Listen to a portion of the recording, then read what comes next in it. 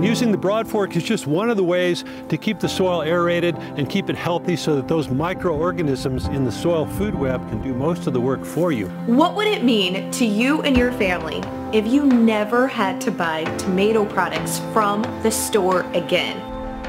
The second advantage to building in a top bar hive is some people say the top bar hive is a more natural option for the bees. The percentage of jobs impacted is estimated to be anywhere between 30 to 45%.